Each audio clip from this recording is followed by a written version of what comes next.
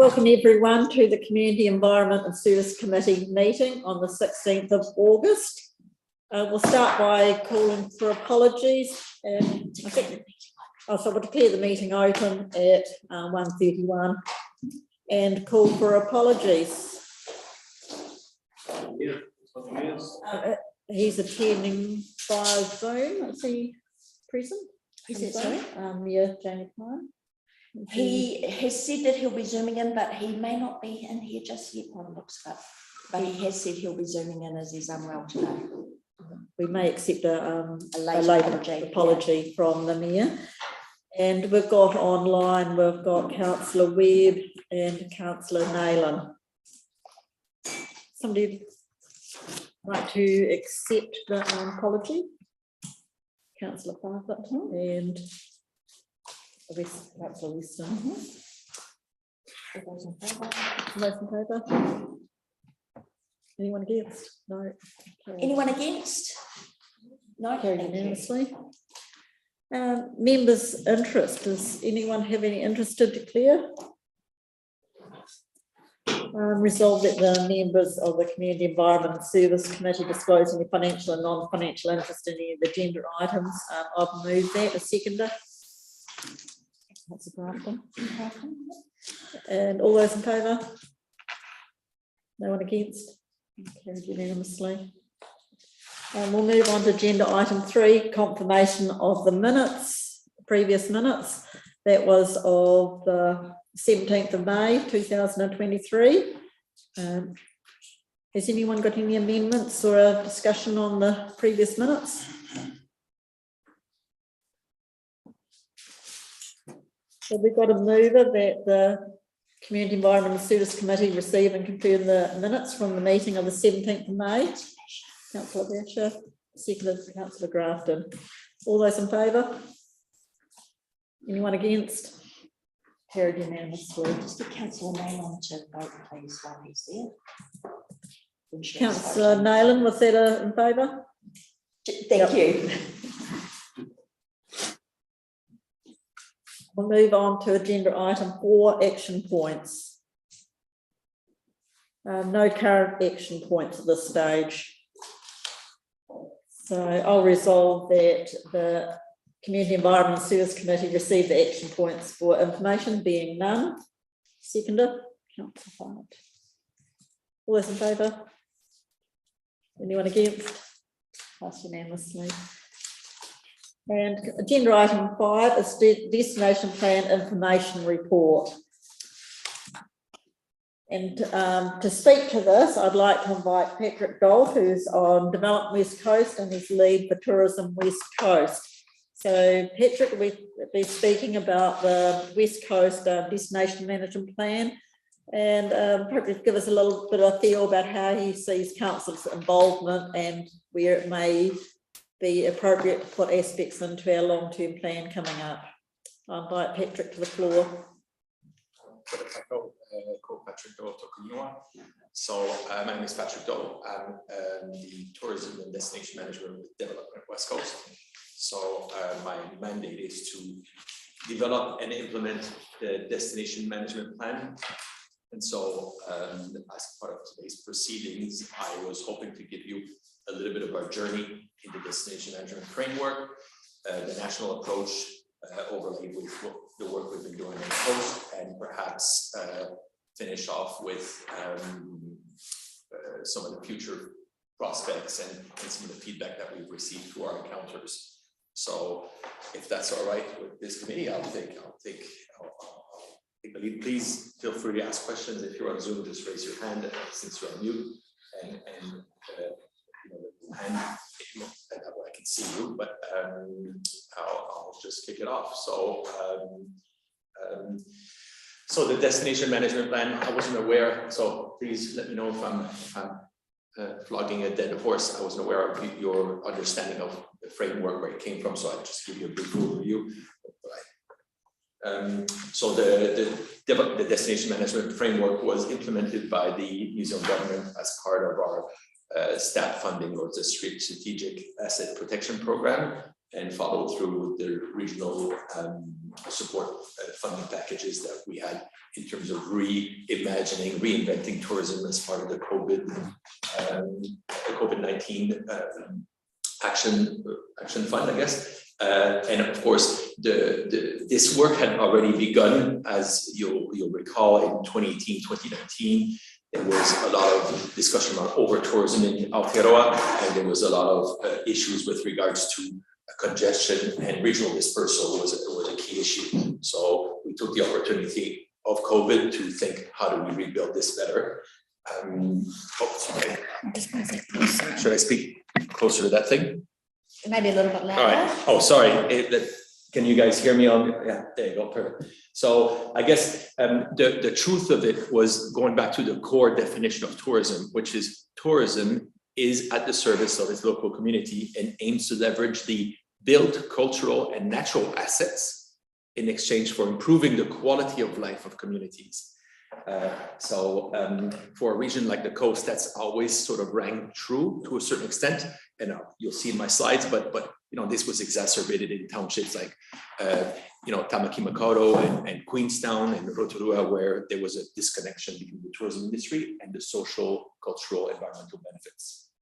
So the destination management framework, as I've seen here, is first and foremost, I should say, I have an objection because we called it the destination management plan, as if this was some kind of Bible that we'd have to follow, and somewhere in here there's a recipe for success. There isn't, right? I wrote this thing, I can assure you there's no success, no recipe for success, but it's more of a framework to improve outcomes from tourism with a tourism lens, right? So it's not to say that tourism will save everything, it's just how do we overlay this with a tourism lens? But as you can see here in the graph, it's a collectivity of inputs from visitors, iwi and hapu, central government, local residents, tourism industry, and wider businesses, right? And council being in that central local government sort of sector. This is just a picture of the plan, and every single region, 32 regions in New Zealand, have produced their destination management plans. We weren't the last. We were in the fourth cohort, but we weren't the last, so I'm happy to report. And as I was saying, it has communities as the center. So it has 16 different elements. And the biggest transition is to transition from a tourism marketing or tourism promotion to destination management. And as you can see here, destination marketing is only 1/16 of the elements. I won't take you through because they're here in the plan, but it's the reality is the holistic approach is really around marketing and promotion is still a component of it, but the visitor experience and the resource management are key components of this destination management plan. Again, I took this slide because to highlight this tourism cannot escape or cannot be indifferent to the imposition it has on local communities. You probably won't be strangers to the anti-tourism sentiment that is happening all over the world, where tourism is disconnected from those communities. And we're seeing anywhere from artistic creations. I don't know if you've seen in the south of France, a local artist has built a giant mousetrap and said to tourists, please don't go and pick this cheese, as an artistic representation of the resident sentiment. And I put this picture here from Barcelona, which is basically, this is in tourism, it's an invasion, and this is what we're seeing globally. This echoes perhaps not as much on the West Coast, but the reality is that's what the future looks like, right? So the goal is to understand, and if I summarize this slide, it's really tourism that's aligned to local values. So how do you minimize cognitive dissonance, which would be if your visitors exhibit the same values as your community, they'll be aligned, and that's what we're looking for. So as we embark on 2024, we're looking for which visitors have the same values, and the challenge is of course what are our own values and how do we live them. Like I was saying, so I scooped this one. So visitors that's aligned with our own values, so natural heritage, Māori, creativity, honesty, etc. So I'll skip this quite quickly. Again, each district is unique, so a strong lens of Te Ao Māori is quite important. Again, that community sentiment, a strong sense of ownership and brand identity, and especially for a district like Buller, a strong sense of pride and social opportunities, attracting the workforce, supporting infrastructure that supports resilient tourism industry, not infrastructure that's built for peaks. And of course, very much present in all the planning is the climate change, right? Which is affecting the world, but even more so on the coast. And all of this, of course, anchored in data and insight. So smarter marketing and smarter product development for long-term planning. And of course, I guess a democratization, I'm not sure if that's a word, but a bit more of a democratic tourism that has a greater benefits for all districts, but also within the district, greater regional dispersion. Whoops.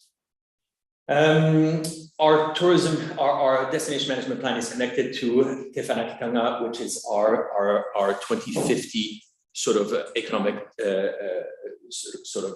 development plan. And again, it's to create sustainable, inclusive, and prosperous future for Te Taiohoponi, and so that Rangatahi can be proud of the place they live and work. So we're getting into the cusps of it. So I'm going quite fast. So if you have any questions, please stop me. But we're going to get into the meaty part now. So we're done with the boring part. So 21-22 was really we did quite a bit of consultation, which I'll take you through, and understanding what the opportunity is and what the desirability was. As we get into 22-24, it's really around measurement and benchmarking. So what are the projects? How are we going to measure success? But also how are we going to ensure that there's continuity within our activity, such as how do we make sure that whatever we put in place today, we have a way to bring it forward and continue it in the future. And as we go into 24-27, we'll be sort of measuring against our milestones and trying to target our what KPIs we've associated with each action point, which I have detailed in this plan. Again, going back, our communities are in the center. So the 4 pillars around a thriving tourism economy that adds to that supports our economic future. The tourism that supports resilient communities and supports supports brighter opportunities for Rangatahi. Culture, you can't see it, but present and leading with culture, with Māori culture, but also our heritage of mining and settler. And of course, our biggest assets, which is nature, tourism that actively contributes to regenerative nature, but also restoring our natural environment. So this is the consultation work that we've done up to now. So we've done quite a bit over the last 2 years. I'll go quickly, but the main ones that were quite important were the domestic perception study, which were basically trying to understand how our domestic visitors see the coast and better understanding how we attract them in a post-COVID world. Sustainability framework, again, understanding what are the aspirations of our tourism community and wider community in terms of the responsibility of sustainability for our tourism operators, but also what are the expectations of councils and more community-led. Visitor flow assessment, as we were talking, understanding visitor flows, how they're coming to the region, where they're creating points of bottlenecks, but also where future opportunity lies. And that's pretty much it, I'd say. Those are the main and all of this was done through quite a bit of consultation in all districts. I believe we must have conducted 120 various interviews, town forums, and etc. So quite a bit of consultation. The priority projects, so now you're really in the crust of the plan. So for 2023, were to establish a destination management leadership group. So, which we've done, which I'm happy to report, and identify members of that leadership group. So really getting all the communities involved in this destination management plan. So we've got representative from all councils, DOC, Tangata Whenua, and tourism industry. After that, we were expressed by all members. When we consulted them, they said, hey, we want a better tourism. We won't want to return to tourism pre-19. When we did, the post-it exercise, and there was red stickers for things not to do, yellow stickers for things we should reconsider, and green little stickers for things that we should change. There were more red stickers apparently in our heyday, in the good years of tourism, which is 2018, 2019, than green. So there was a lot of our community members were quite keen for us to change things. So this came out mainly in our regenerative tourism layer. Sorry, just to interrupt. So in your working group, what representative did you have from our section of the Northern Buller? Joanne Howard is our representative. For our area. So we could probably after the presentation, because one of the things is how do we represent our area? So we'll probably at the end of it, this could be brought up then as part of the discussion. Yeah. So I forgot to bring the members. I could probably have them on computer, but I don't know them all by heart, but I'm happy to distribute them.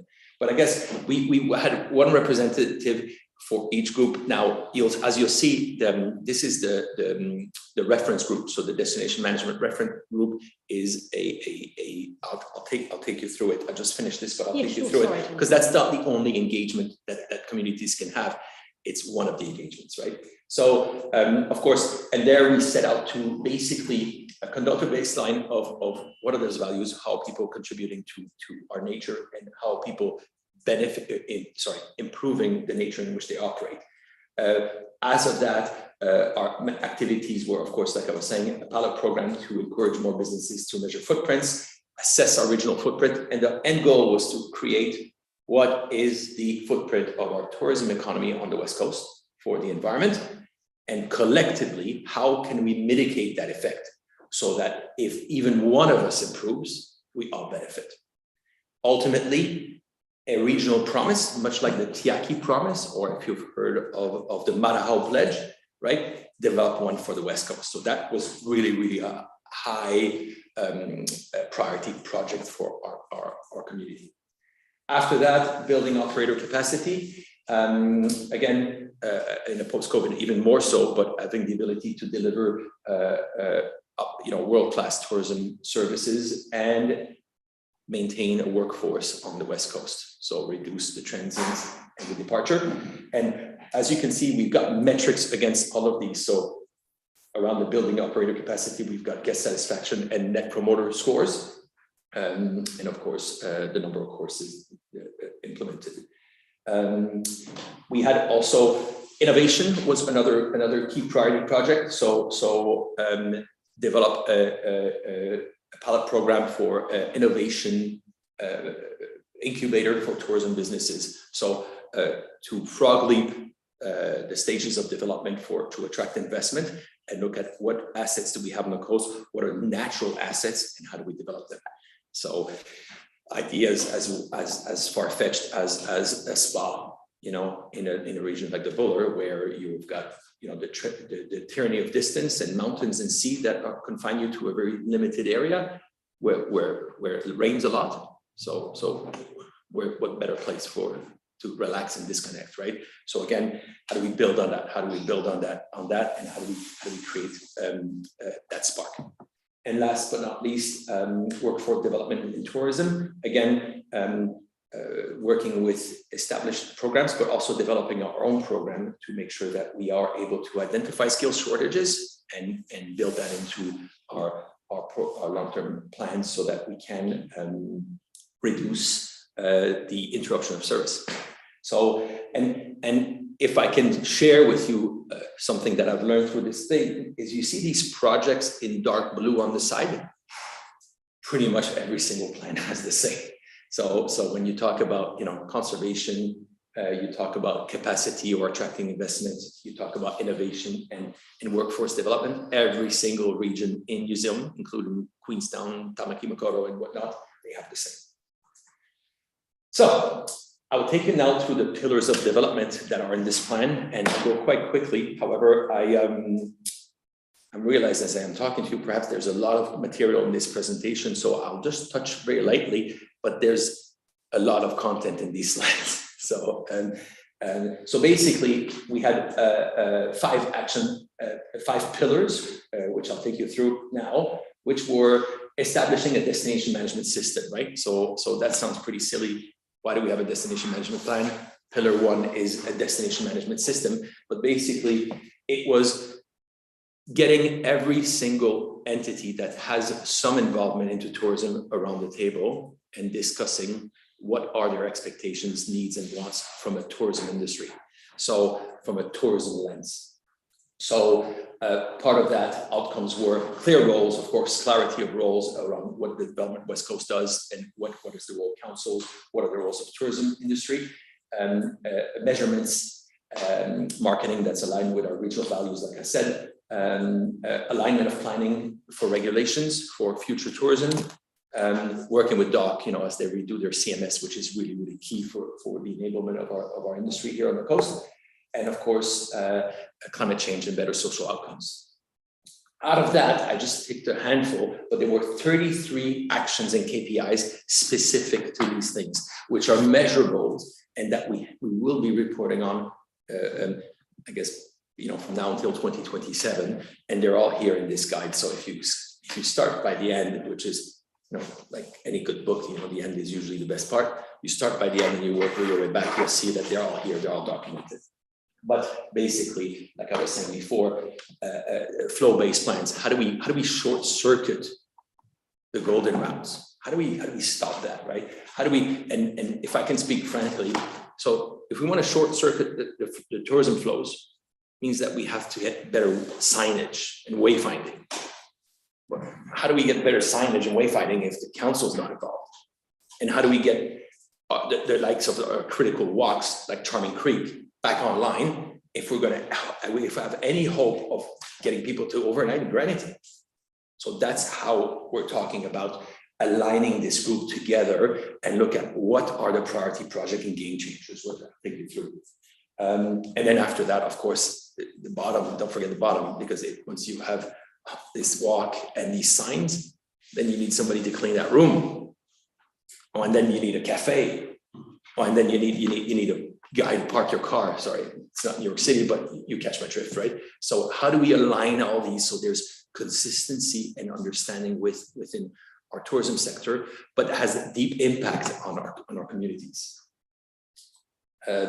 Focus 2, and you'll see here, I was trying to be clever, it said the original title, Support Economic Recovery and Growth.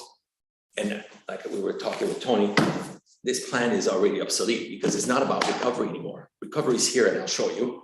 It's about economic growth, right? So again, how do we grow our resilience? We've seen our communities, perhaps a bit less here in the Buller, but we've seen that in Southwestland, where when international tourism dropped, the community was at almost failing. So how do we make sure that we've got a more resilient economy and a more diversified economy? Tourism being part of it, I'll bet it's maybe a sliver of it, but still a part of it. So for us, again, 20 actions, I'll go real quickly, but how do we grow visitor yield, which is not about growing visitors, right? It's growing visitor yield. However, we are pretty much on the cusp of growing visitors, right? We used to have 1.85 million overnight visitors, or visitor nights, I should say, on the coast prior to COVID. As of May 2023, I believe we're at 1.55. So that's already passed. So it's not, so how do we grow more yield out of those people without growing necessarily the number of people? How do we disperse them? How do we diversify experiences, and so on and so forth? Developing wayfinding strategies, like I said before. Theme 3, enhance community engagement and social benefits, even more so important here in Buller. How do we make sure that tourism is not disconnected from social benefits and social opportunities for our community? Apologies, something has happened there. But this is through how do we engage our tourism industry and wider industry to what are the benefits, what are the programs that can they actively support? And out of that, in our measuring, which is something that's quite dear to me, is how do we engage our community sentiment measuring, you know, our happiness index, which is something, a project that's quite dear to my heart. But how do we measure that, and how do we hold ourselves accountable in the future? What are the drivers of happiness, and what are the drivers of unhappiness? So, and how do operators? It's more than give back. I don't like this thing, give back, as if they were doing us a favor. They're not doing us a favor. They're a member of this community.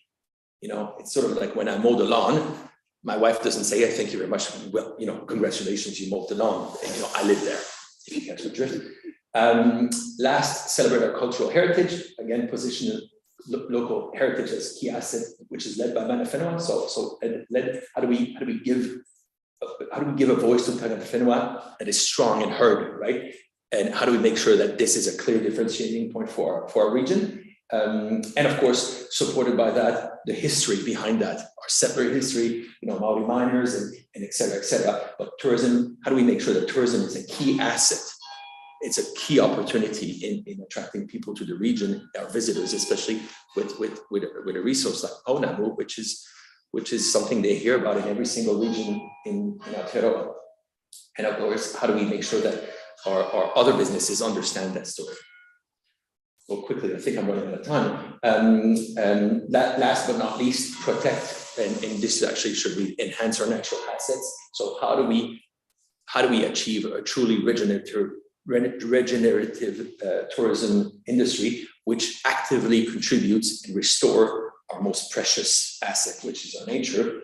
Again, that goes through measurement, that goes through understanding of our impact, and that goes through collectively understanding what the footprint of tourism is, and how do we minimize that footprint, not just in terms of improving our quality of life, but also ensuring that we are aligned with global demand, which asks for regenerative tourism options.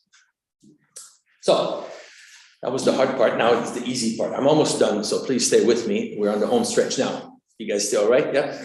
All right. So I recap these, and again, my slides are a bit wonky, apologies for that, but so this is based on feedback, right? So as I said, we've done heaps of consultation, and some of the Game Changers projects, I just wanted to list them here so for your perusal. So improving wayfinding within the districts to ensure visitors understand how to access natural estate and townships, right? That's been said over and over and over. Increase the quality of life for our communities by developing places of creativity, right? Our town centers, areas where people can congregate. Great tourism destinations are first and foremost great places to live.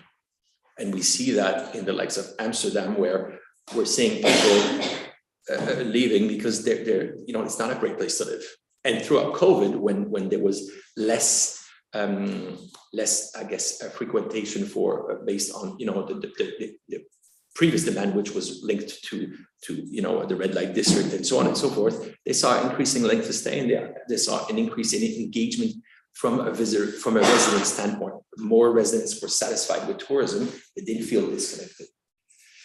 Infrastructure-wise, ensuring the resilience of road access, which is ever so present on the coast, the continuity of our trails, and of course, attracting, especially in the Buller, new investment and quality accommodation. I think we've seen that. And of course, diversify our tourism offering through new offerings,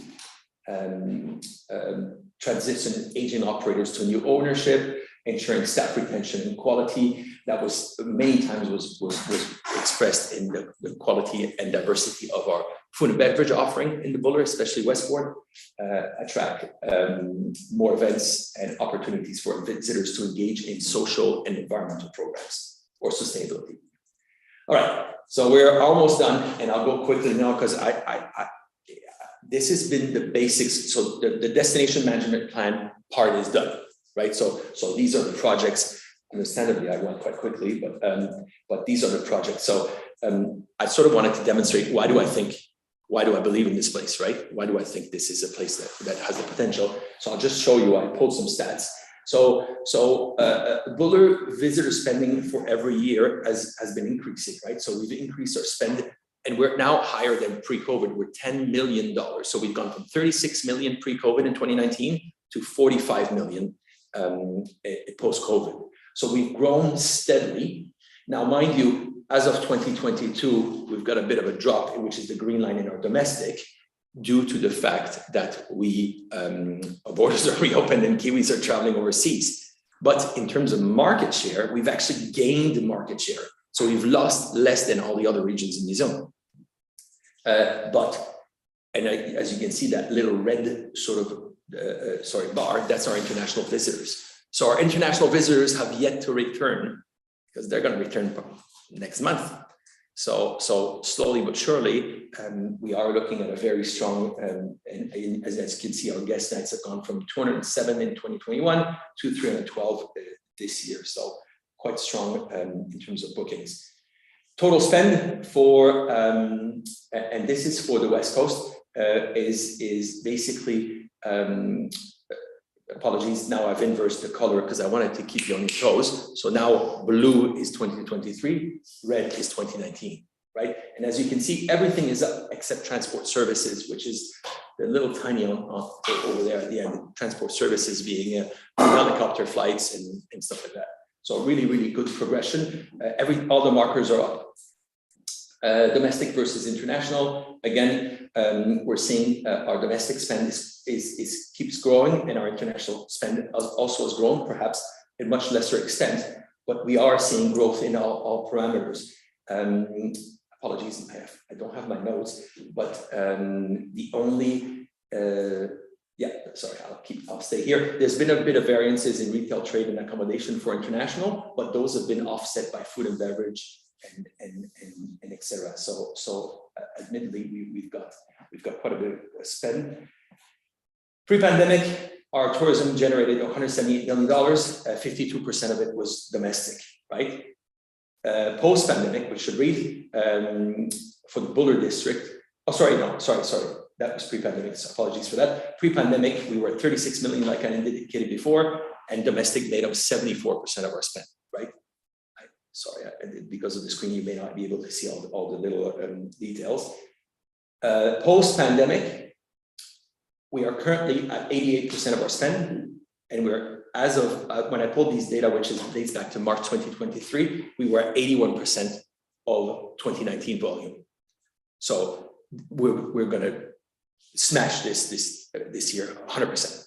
So we are looking at very strong demand. Sorry, I think I lost the slide because I had a Buller slide, but anyways. Last but not least, this is my last slide. This shows the makeup of our visitor industry, and it's consistent across all districts on the coast. So about 40% of our visitors are from Europe. If you combine UK, Germany, rest of Europe together, it's 40% of our spend. You tack onto that one Australia, you've got 60%. And you tack on another 15%, and you've got 75% of your spend, which is basically Western markets, English-speaking markets, low acquisition costs, really a fantastic proposition for tourism in terms of a capture ratio, right? Then you've got Asia and China, which combined make up for about 20%, and the rest is dribs and drabs, and mostly Japan and Korea. So really, really a strong proposition and that's our recovery markets. The markets that are returning to New Zealand are exactly Europe, Australia, and North America. Last but not least, if you want to know more, we have our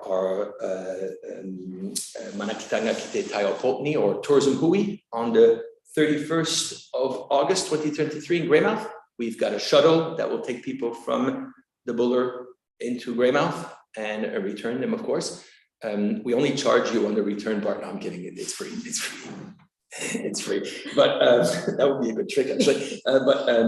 It's completely free, and it's a great place. We're expecting, we've got 180 people registered already. So if you're not there, you'd be the only one in town that's not there. But that's it. So that's pretty much it for me. If you've got any questions, please don't hesitate. Yes. Just a very quick one. When you refer to pre-pandemic COVID and post COVID, during, as you know, during that period of say 2 years between 2020 and 2022, there was a big drive to get domestic people to go out and see their own country. So, and I know a lot of people who visited, for example, this area here, so that they could, if you like, promote the spend and all that sort of stuff. So when you're talking your numbers here, have you got a gap between 2020 and 2022, so that when you talk pre and post, I'm just wondering what sort of dates you're referring to. You mean for the domestic Domestic visitors? Yeah, sorry, because my notes, I had taken, I'm a bit of a cheater. I take some notes and I lost those notes. So basically for domestic spend, right? So I had this really good line. Can I use it on you? Yeah. See if it works, right? So domestic spend prior to COVID was 80% for the buller, right? So 23 out of 33 million was domestic, right? Post-COVID, we're now looking at a total spend of 45 million, like I was saying, and domestic is now 91% of the buller spend, right? So domestic has increased dramatically. Now, even though it's tapered off from 2021 to 2022, it's tapered off very so lightly. The reason for that could be that we also lost some of our inventory in buller. So we've lost some of the properties due to the floods. So consequently, it could be that there's just not enough space for people to come. I'm not sure if that answers your question. So just referring to that post-COVID, what sort of date line are you talking about for post-COVID? Post-COVID is I'm referring to 2022 usually. 22. Yeah. Okay, so yeah. Because I don't count 20 and 21 because Great, it was a bit all over the show. Yeah. Okay. Yeah. So 21, and you see, it's ironic because our performance has been quite strong. I could take you to the numbers, but we're about 147% of what we were in 2019 for the coast, right? So we're really overperforming, and my office's efforts in the destination marketing, right? Remember, it's only 1/16 of what I do. That's mainly domestic and Australian markets. The cost of acquisition for a consumer, right, for me to interact with somebody in North America is too complicated and too expensive. Where Kiwis, we want to retain market share. My strategy is we want to grow international, but the most important, we want to retain market share for domestic. Where everybody else is tanking, I'm not thinking that we're going to come out of this, stronger and we're going to keep building, but we will be maintaining our market share. That's my idea. Perhaps we can discuss a little bit the representation. Now, we looked like there's a steering committee. The steering committee is made out of 16 people who are represented across the whole region, across geographic and also sector related. So there's 2 from the Buller district, myself and Phil Rossiter. Yes. The one is basically representing cycling as an activity. So my challenge being on the steering group is how do I bring local tourism feelings and information to the steering group, because there's certainly in Westport there's a bit of a lack of industry body now, and feedback I'm getting myself is that even when there was a body, it was very narrowly focused, so it wasn't a broad across the sector. It had individuals of interest to it. One possible thing was if council led just forming a local steering group, which would be basically under the same as the regional one, to represent each region and each sector within Buller. Try and get a little bit more feeling of what Buller wants, because I think everyone knows the infometrics that just came out. We know we've got opportunities, but we're sitting below what we should be punching in tourism as an industry and supporting our economy. We've got suggested that we're looking at post-mining economy. This could certainly be a big portion of that. We're looking at community revitalisation. So there's a lot of things we need to think about, I think, and going long-term plan and what our focus is, how we're going to bring all these together. So I thought this is a good opportunity of, like Patrick said, putting the tourism lens on things that are important to our community. but I guess it's involved, how do we bring that information together? And yeah, I just sort of wonder if anyone's got any other ideas than other, maybe my suggestion of the reference group, would there be another way of doing this and feeding in the... If you, so what sort of engagement is, because you're our rep here for the Buller, what sort of engagement have you had with the Northern Buller to get ideas? And well, I've been involved, dare I speak, I won't speak too much, but I've been involved with tourism over many, many years. And we've had these groups that come along and are very, very active and good. We've had Buller promotions, now we've got Northern West Coast within Westport, which has become very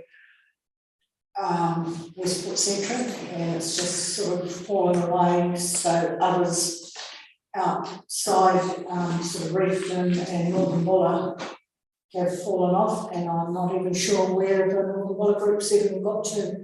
It seems to be very ineffective, hasn't it? Because we just don't hear anything about it. So in the past we've had all those groups and they've been very active. At the moment, we don't have anything, and it's just a matter of having regional within the Buller, including Reefton, Northern Buller, and Westport representation again across the sector of and you know, industry and tourism. yeah, But you do have Coal Town, which was the eyesight, which, well, it is the eyesight, but it was the information where actually sort of disperse sort of information or involvement throughout the district. But now, again, as I say, it's become very Westport centric. So did you want me to add, Petra, you know, as far as, you know, Carameres would like to be quite active, and we are in our own little way, but there's no real connection other than... and we're on the pathway to Karamea. Yeah, that's So, right. you It know, hasn't been in So the just through the past. chair, please. Yeah. I'd just like to acknowledge that Mayor Klein has joined us on Zoom. We'll just go to Councillor Reedy next, then I might invite Ngangahua for an input from the Ngangahua district. Through the chair, I hear what Rosalie is saying in terms of perhaps a disconnect that's happened. It comes back to what we were talking about before, Patrick, in terms of is there a feeling that disconnects happened or has occurred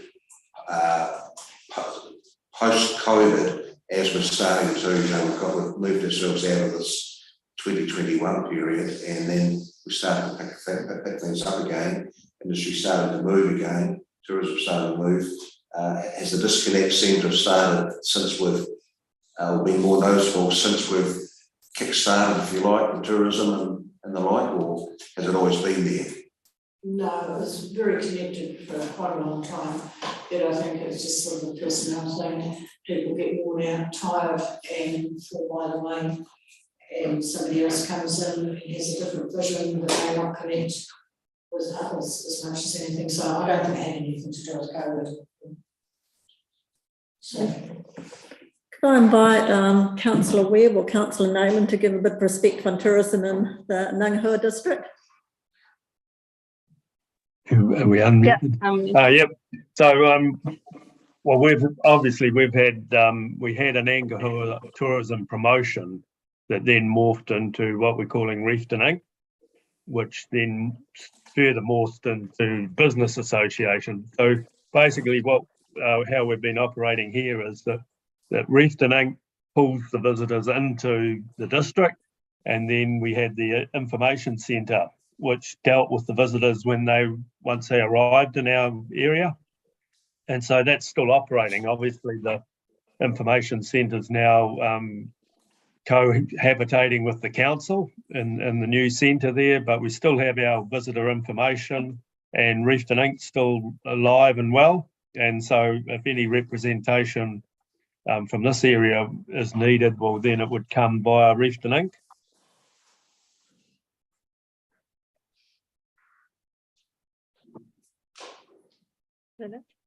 Further discussion, Mayor Klein, have you got any input you'd like to make? No, I'm fine, thanks, Madam Chair. Just listening. I'm quite unwell. Councillor Weston. Thank you, Madam Chair. Yeah, you mentioned Charming Creek, and these ladies with your report on that. Obviously, it's not a good look at the moment. What are your channels with DOC? Are they free flowing, or are they? That's a, so the relationship is really, really good, and I've got to recognize that DOC are ultimately like they've been doing the destination management before I was born, I guess, in the sense that they've been managing our natural estate, right? So the reality is that ironically, climate change has wreaked havoc. I can't understate the effect of the Heaphy closure, but also the Karamea access road, works that haven't had an impact on our visitor industry. So the reality is we are quite aligned, and a lot of our work is making sure that we don't promote things that will either take people into a risk of a hazard of health and death, but also making sure that we're diversifying our offering and there's a quality offering. For example, working with DOC around our Waiuta sites, which are quite important. Our Tohu Whenua sites, and the example is Waiuta, right? Looking at how do we drive visitation there, better telling the stories, etc. The reality is that for us, the natural estate and that connection with natural estate and the ability to drive high added value visitors into that natural estate through the procurement of services such as guiding, hosted accommodation, and higher yielding, or how do we extract more value out of those sources, that the way we're working with DOC. I won't tell you lies. It takes quite a long time, especially now that they're reviewing their conservation management strategy. But that's their sit on that advisory committee. And dare I say, the framework for the reference group, right, is around the reference group. So I've had a few people ring me and ask me why they weren't on the reference group. They were quite angry, actually.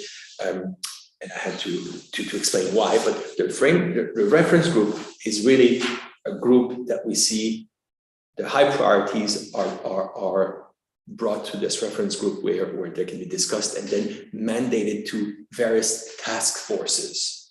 So the task forces around destination marketing, this reference group won't make any decisions on whether or not we have a blue shirt or a red shirt or a green shirt on the advertisement. It's really about, do we need destination marketing? How do we align that with councils? How do we make sure that we don't promote single-handedly and solely Southwestland to our international visitors, right? How do we make it more equitable? And how do we make sure that we've got the products so that if we are going to be marketing Karamea, we've got enough facilities to host these visitors when they start arriving in volumes, right? We've seen that, with trying to work with DOC precisely around mountain biking in the likes of Denniston or even Reefton, right? Currently, the tracks in Reefton, are there's been slips, and Denniston Incline as well. There's been slips, and so right, and the Heaphy is one of them as well. So currently, we're not promoting going mountain biking in Heaphy, right? Because of the closure. Hopefully that changes, for on Labor Day. But the reality is that until that estate is ready, this is how do we see that relationship? Hopefully that answers the question. Yes, as to me, I was getting it. Some of these attractions will never open again. Then how do we build new ones, right? And how do we highlight new ones? And admittedly, I'd rather tell you a few mistakes I've done. So our last campaign, which because today's marketing, right, destination marketing is really about hidden gems and emotional connection, especially in that domestic market, right? So we had a lot of emotional connection. I sent somebody to Hast, and they featured a waterfall called, I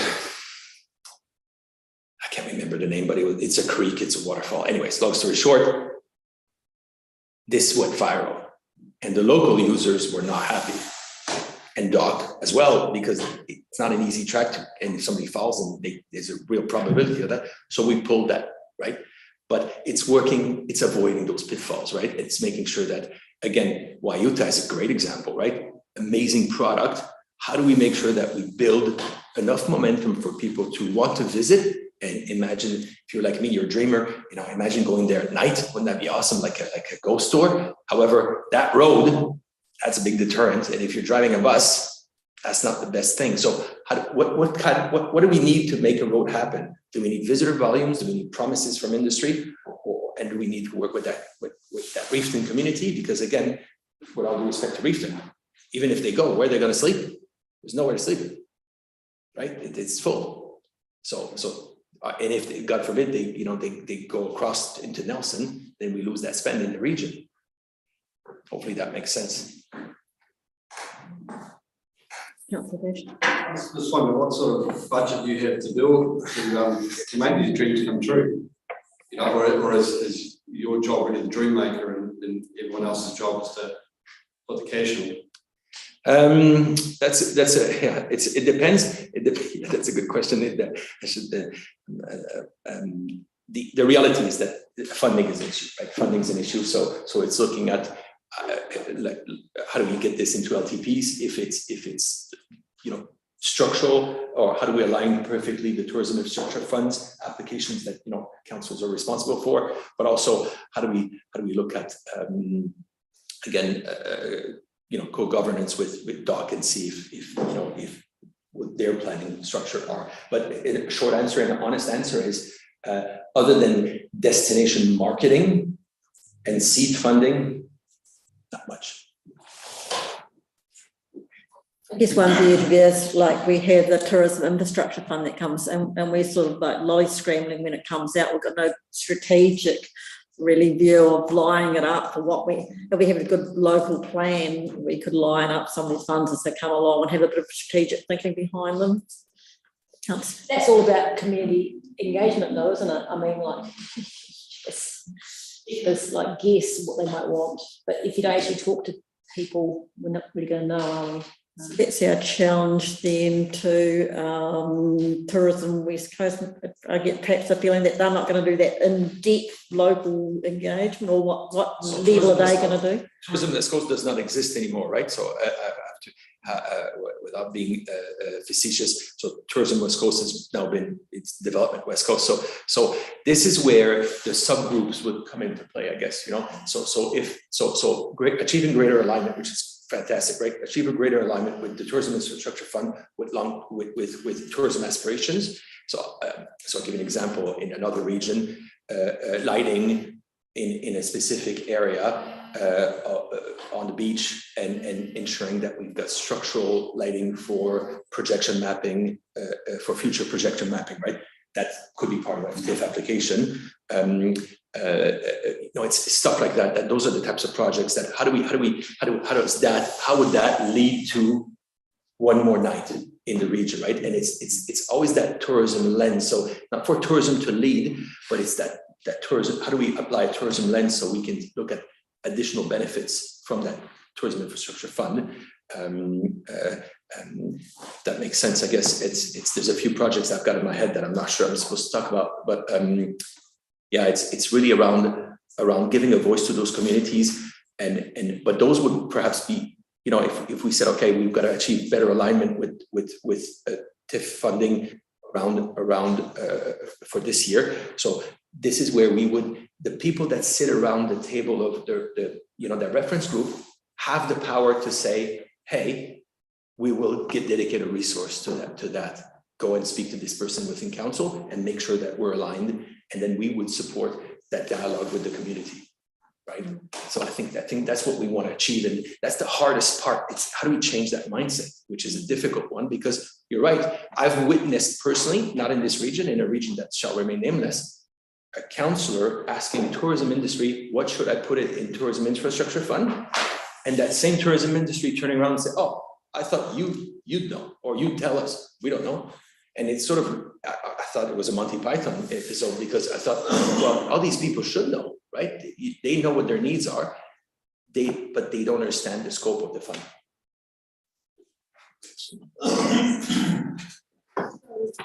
Your reference group, the representation on your reference group, what connections do they have with the West Coast to be able to sort of decide where effort should be put? So I'll try to find the members, they're all West Coast representatives, right? So we have a, The fact that we've only just got two, which has been recently, that, and again, where is the emphasis in Westland, Grey or Buller, and how do you make that decision on where the effort needs to be extra? I'm just wondering, Patrick, would it be appropriate or not to share the terms of reference? yeah, I've got them here, yeah. You pretty much explain to councillors what its role is and how it's sort of selected. Should I send them to Gina? Would that be the best? I'll send them now. So yeah, but the goal is to have everyone gets a voice, right? The goal is to have everyone with a voice. And come on, I won't lie to you. How do we choose those priority projects, and how do we make sure that everyone has a voice? That's precisely why we have representatives from DOC, Manawhenua. We've got each district and industries. That's really key for us. So ultimately, I'm the enabler, right? My job is to take notice and support this group. This group is really the group. If I can give you an example, if that helps. I was part of a discussion in another region around, and I always use the same example, so sorry if I've told you before, but their issue was that 1 million throwaway single-use plastic cups were being put in the rubbish every single year in the Rotorua landfill, right? So the discussion of the group was how do they change this, right? How do they avoid this? Because they saw this as an important element in the visitor economy, and they saw this as an important element to attract visitors to say, hey, look, they tried to roll out a program which was fantastic, but it was basically ill-equipped. They hadn't consulted the hospitality industry, because 100 cups of single-use, they're stacked this high, right? 100 reusable cups is 4 crates about this high. So really, really challenging in terms of enabling. What we want to ensure is that everything we do is not disconnected from industry and is led by industry, so that we can achieve better outcomes, not just because we think they're important, but also because they're game changers. And if council, if we can't get understanding from that community or from the hospitality industry because they don't see what's the use, then it's an education piece. And then again, whose role is it to elevate that pitch? And this is why having a voice from councils is critical, and understanding the waste mitigation and the climate change mitigation strategies, which will have a deep impact in tourism. But until those have been brought by the industry and presented by the very industry that's affected, everyone's having discussions in their in private rooms, silos. Thank you. That's okay. Let's look at what Karamea has done with their planning. That has that's really community engagement, and the plan breaks down all different sectors of their wants and needs and what's happening now and what's what their dreams are. I suppose how many other so has Reefton done that, guys? Have you actually done that? Have you done like a community plan? Have you had like a connected go out and reach out to outreach every area in the Reefton area to find out what's happening, what their hopes and dreams are, and actually build a plan? No. Right. Because it's been quite successful for Karamea as far as getting people to engage and getting it down on paper and refreshing that annually, would really give a really true representation of what that community wants and needs. And then that can be contributed to council and so we actually do know what's actually going on and what those pockets want and need. I think we'll just about wrap it up, just as like a closing thing. but there's definitely the stream that's going to come to the long-term plan, but if we want something specifically on tourism and around the destination plan management and the feed into the regional steering group, I just wondering the support around the table to just to facilitate getting it started to form a Buller reference group, which would be, I envisage seeing it as a representative from each micro region, and then also a representative from the sector similar to what they're doing regionally. So there might be someone around, well, there might even be two around accommodation for different sectors. There might be one around recreation activities. There might be one around like an actual tourism operation. So it's not a free for all, but you have sort of a bit of a broad representation of the district and the different activities within tourism that could feed a bit of a local plan and feed into the regional plan and give a bit more understanding too, because most I've talked to don't understand the destination plan. So we're not really leveraging off what's being done and what's being done with advertising. Would everyone be in support of that approach? Okay, so that would some moving on to I'll break it into two. Resolve that the Community Environment Service Committee. Would somebody like to move that we receive the report for information? Councillor Besher, Councillor Parlett. And the second one is all in favour? Anyone against? And would somebody like to move motion two? So that quite wording right, endorse the strategy provide and provides a recommendation of how council should engage in the destination management plan as part of the long-term plan process. You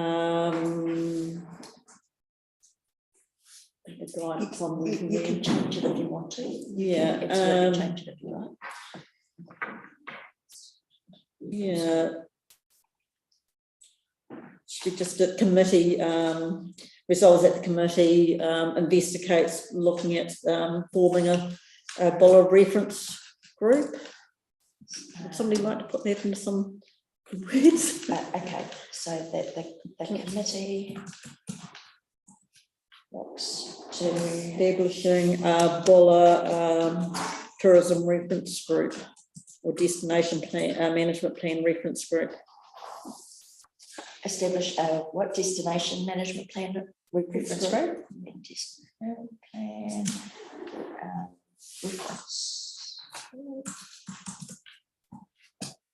Okay, I've got here at the moment that the committee resolved that the committee looks to establish a destination management plan reference group. A Buller Destination management plan reference group.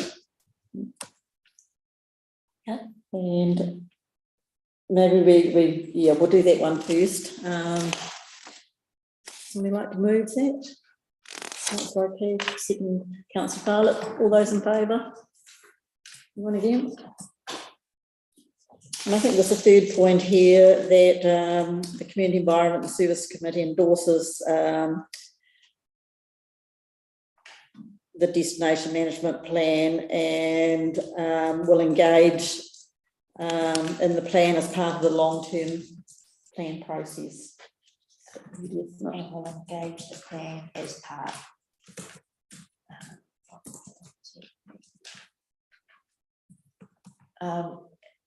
Secondly, that it endorses the destination management plan and will engage this plan as part of the LTP process. Does that sound okay? Would somebody like to move that? Councillor Strachan Yep. and second Councillor Weston. All those in favour? Anyone against?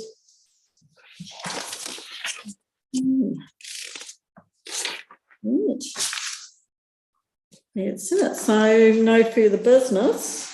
We'll close the meeting at 2:35. The next meeting will be Wednesday, the 17th of May here at the Clock Tower Chambers.